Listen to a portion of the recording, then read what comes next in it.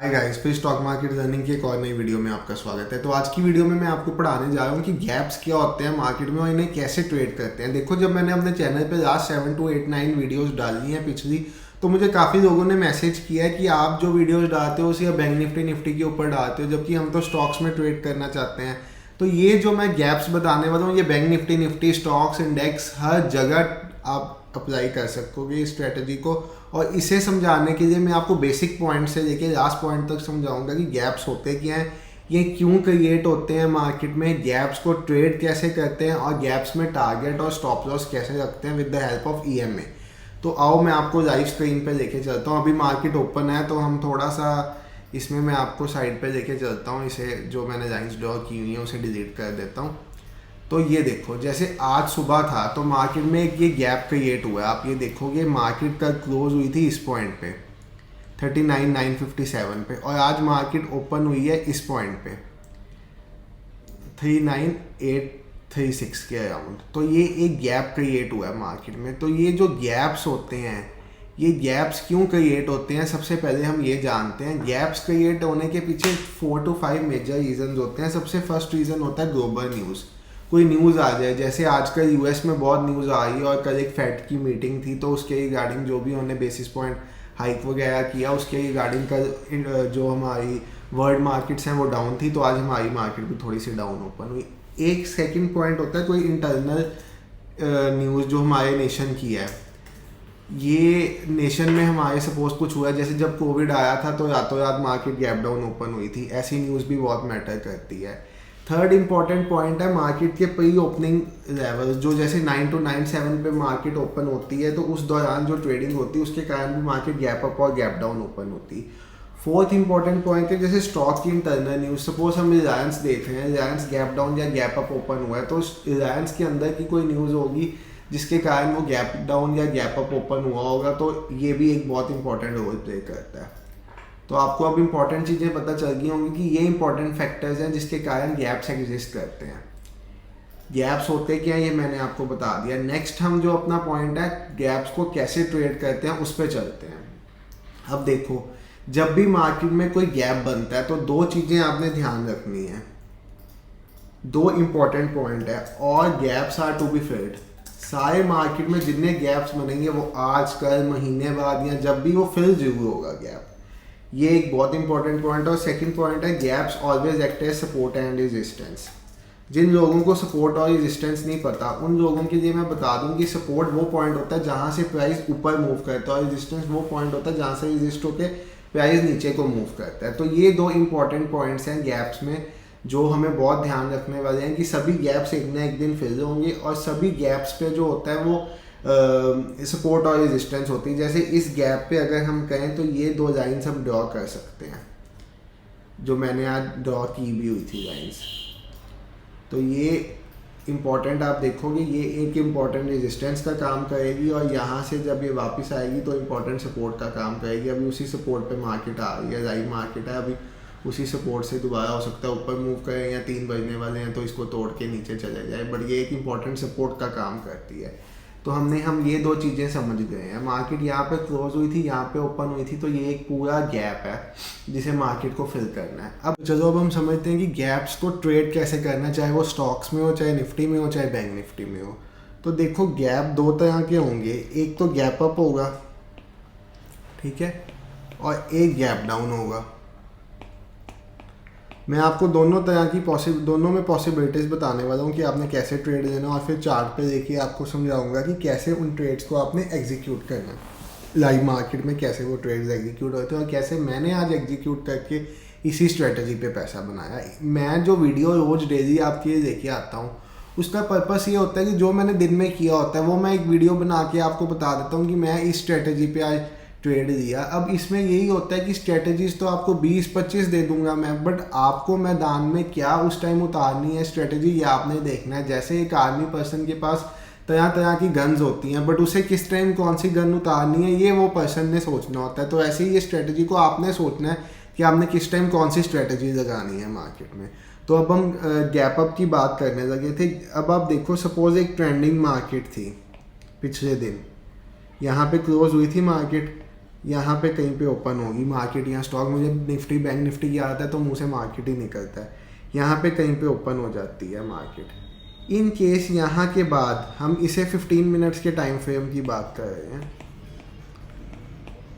या आप इसे 5 मिनट्स के टाइम फ्रेम पे भी देख सकते हो, जैसे आपको प्रेफर है। 15 मिनट्स थोड़ा ज़्यादा सेफ रहेगा, 5 मिनट्स ठीक रहेगा।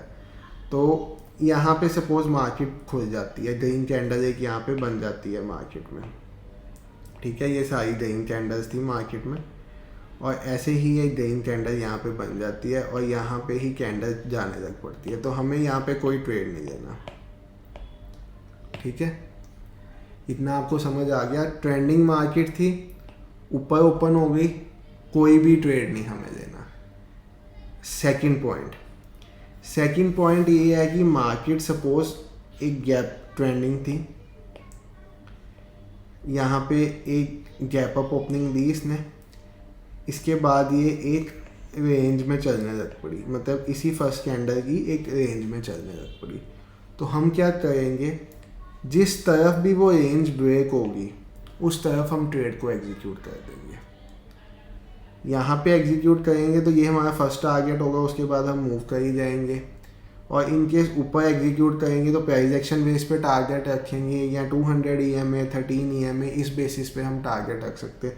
अब यहाँ पे होगा तो 13 EMA सपोज कहीं पे यहाँ पे ही चलता होगा, तो ऊपर की तरफ टारगेट, नीचे की तरफ हम सपोर्ट रेजिस्टेंस इसे मान के चलेंगे। तो यहाँ पे हम अपना स्टॉप लॉस रख सकते हैं, 200 EMA ऊपर है तो उसे टारगेट रख सकते हैं। तो EMA का भी इसमें साथ में चूज़ कर सकते हैं, प्राइस एक्शन भी चूज़ कर सकते हैं। अब थर्ड कंडीशन इसमें क्या है, थर्ड कंडीशन इसमें ये है, मार्केट ट्रेंडिंग थी, यहाँ पे ओपन हुई, नेक्स्ट डे मार्केट यहाँ पे हमारी एक सपोर्ट थी, जैसे आपको बताया कि गैप सपोर्ट रेजिस्टेंस का काम करते हैं, तो यहाँ पे सपोर्ट थी। ओपन होने के बाद फर्स्ट रेड कैंडल बनी, मार्केट ने नेक्स्ट इसको ऐसे तोड़ दिया, इसको ऐसे ब्रेक कर दिया, तो हमारा ये टारगेट होगा, ठीक है, आप समझ गए। इन केस अब हम नेक्स्ट पे लेके चलते हैं आपको कि मार्केट गैप डाउन हुई, तो इस सब का ऑपोजिट क्या होगा, मार्केट नीचे को जा रही थी, यहाँ पे ओपन हो गई कहीं पे, तो नो ट्रेड, ठीक है, सिंपल। मार्केट नीचे को जा रही थी, यहाँ पे ओपन हुई, रेंज बनाई, हाई लो मार्क करो, ट्रेड ले लो उस हिसाब से, ठीक है। तीसरा, मार्केट नीचे को जा रही थी, यहाँ कहीं पे ओपनिंग दी इसने, और एक यहाँ पे ब्रेक करेगा इसे ग्रीन कैंडल बना के, तो यहाँ के टारगेट्स तक के लिए 200 EMA, वैसे ही सपोर्ट रेजिस्टेंस जैसे आपको बताया है मार्क करके चार्ट पे देखिए, आपको प्रॉपर बताऊंगा 200 EMA और 13 EMA का इसमें कैसे यूज़ करना है, तो इसमें आप ट्रेड ले सकते हो, ठीक है। यहाँ तक आप समझ गए। अब मैं आपको चार्ट्स पे लेके चलता हूँ, यही चीज़ अपनी सारी दिखाता हूँ कि इस पे हमने कैसे ट्रेड लिया और कैसे हमने आज तकरीबन इसमें एक अच्छा प्रॉफिट बुक किया, ठीक है। तो चलो अब हम चलते हैं चार्ट पे। तो सॉरी एक कॉल आ गया था तो मुझे वीडियो पॉज करनी पड़ रही थी। अब मैं आपको चार्ट पे लेके चल रहा हूँ और दिखा रहा हूँ 5 मिनट के टाइम फ्रेम पे दिखाता हूँ कैसे हम इस पे ट्रेड कर सकते हैं। देखो मार्केट आज क्या था, कल एक मार्केट साइडवेज मार्केट थी, या इन केस हम एक थोड़ा सा बड़े टाइम फ्रेम पे देखें तो कल एक मार्केट ट्रेंडिंग मार्केट थी। यहाँ पे मार्केट गैप डाउन ओपन होती है, ठीक है, गैप डाउन ओपन होती है, फर्स्ट कैंडल मार्केट की बनती है एक रेड कैंडल, ये एक रेड कैंडल बनी, थोड़ा सा इसे मैं ब्लैक में कर दूँ आपको प्रॉपर दिख पाएगा। ये एक रेड कैंडल बनी मार्केट में, हमने जब ये कैंडल बनी इसका एक हाई और इसका एक लो मार्क कर दिया, यहाँ पे हमने अपनी रखी रेजिस्टेंस, ठीक है, जैसे मैंने आपको बताया रेजिस्टेंस यहाँ पे। अब आपको 13 EMA और 200 EMA का इसमें यूज़ भी दिखा देता हूँ कि हम कैसे कर सकते हैं। ये हमारा 13 EMA था, ये हमारा 200 EMA था। तो आप देखो जिस पॉइंट पे 13 EMA था, यहाँ पे रेजिस्टेंस बन रही थी, यहीं पे 13 EMA था और यहाँ पे 200 EMA था। अब इसमें एक बहुत अच्छी बात है कि जब भी एक 200 EMA पे सपोर्ट लेता है मार्केट, तो उस दिन एक अल्ट्रा बुलिश या अल्ट्रा बेयरिश डे होता है, मतलब ट्रेंडिंग मार्केट रहती है सारा दिन। तो यहाँ पे आप देखो मार्केट ने ओपन किया, एक छोटी सी रेंज बनाई यहाँ पे, ठीक है, रेंज बना के मार्केट ने क्या किया, जब अपना हाई तोड़ा 200 EMA पे सपोर्ट देखिए, उसके बाद ये मार्केट सीधा यहाँ से 40,000 का लेवल भी तोड़ गई प्राइस एक्शन बनाते बनाते। ये हमारा फर्स्ट टारगेट था। ठीक है, सेकंड टारगेट इसमें क्या है कि हमने ट्रेड को एग्जिट तब करना है जब ये EMA को तोड़े, तो हम यहाँ पे इसे एग्जिट कर सकते थे कुछ इस पॉइंट पे। ठीक है, EMA के साथ हमने टारगेट स्टॉप लॉस रख दिए और 200 EMA हमारा स्टॉप लॉस की तरह एक्ट करना था। जहाँ पे जैसे जैसे 200 EMA मूव करी जाना था वैसे वैसे हमने स्टॉप लॉस ट्रेड करी जाना था, बट जैसे ही 13 EMA को क्रॉस कर दिया हमने ट्रेड एग्जिट कर दिया। ये तो मैंने आपको आज का दिन दिखा दिया। अब हम सपोज कल का दिन चलते हैं।